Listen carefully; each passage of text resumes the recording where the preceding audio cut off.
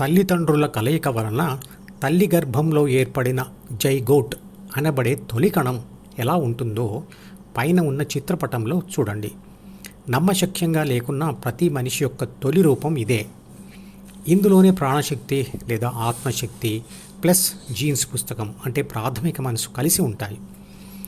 ఆ రెండు చిత్రపటంలో ఏ మరియు బి అనే ఇంగ్లీష్ అక్షరాలతో సూచించబడ్డాయి. ఆ ఆత్మశక్తియే నేను, అది అందరిలో ఉంది. తల్లిదండ్రుల ప్రాణశక్తికి పునర్జన్మయే ఆ నేను అనే శక్తి.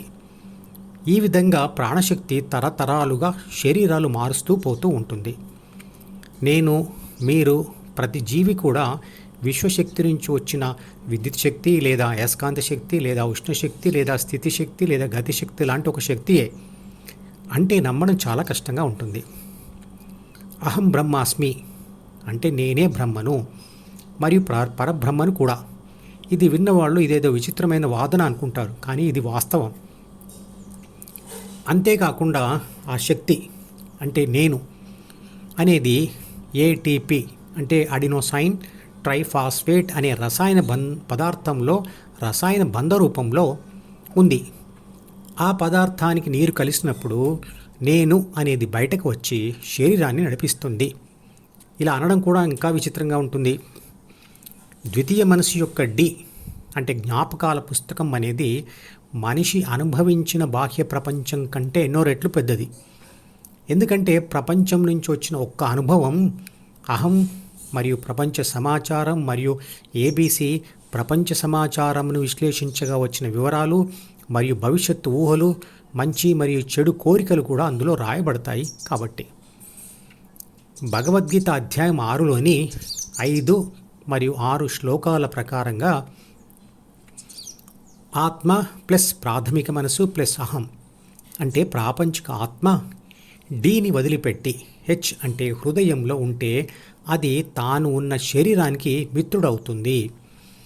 అలా కాకుండా ఏబీసీ డీకి అతుకుపోయి ఉంటూ బాహ్య ప్రపంచంతో వ్యవహరిస్తే అది శరీరానికి శత్రువు అవుతుంది.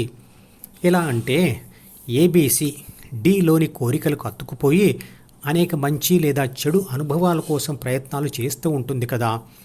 చెడు కోరికలతో చేసిన ప్రయత్నములు గెలిచినా సమాజ వ్యతిరేకత వల్ల మరియు మంచి కోరికతో చేసిన ప్రయత్నం వికటించిన బాధలు కలుగుతాయి. కొన్ని సంతోషం కలిగించే గెలుపు అనుభవాలు ఉన్నా వాటితో పెరిగిన అహంకారం వల్ల శత్రువులు పెరుగుతారు. ఆ శత్రువులు మానసిక మరియు శారీరక ఆరోగ్యాలను పాడు చేయగలరు. ఆ బాధలు ఆత్మహత్యకు కూడా దారితీయవచ్చు. కానీ మనిషి తన ద్వితీయ మనసును అంటే తన అహం భావనను అంటే సీను ప్లస్ డి అంటే జ్ఞాపకాల పుస్తకమును నమ్మినంతగా ప్రపంచంలో ఎవరినీ దేనిని నమ్మలేడు. అది మనిషికి అత్యంత సన్నిహితంగా ఉంటూనే అతని పతనాన్ని కోరే శత్రువు అవుతుంది.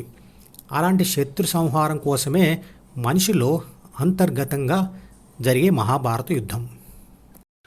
1వ నెంబర్ వీడియో నుండి మొదలుపెట్టి వరుసగా చివరి వీడియో వరకు చూస్తేనే ధ్యానశాస్త్రం సంపూర్ణంగా అర్థమవుతుంది. ఈ మధుపదం యూట్యూబ్ ఛానల్ వీడియోని సబ్స్క్రైబ్ చేసి గంట గుర్తును నొక్కి ఆల్ని సెలెక్ట్ చేసి ప్రతిరోజు యూట్యూబ్ ఓపెన్ చేసి అడుగున ఉన్న సబ్స్క్రిప్షన్ బటన్ నొక్కితే అన్ని లేటెస్ట్ వీడియోలు చూడవచ్చు.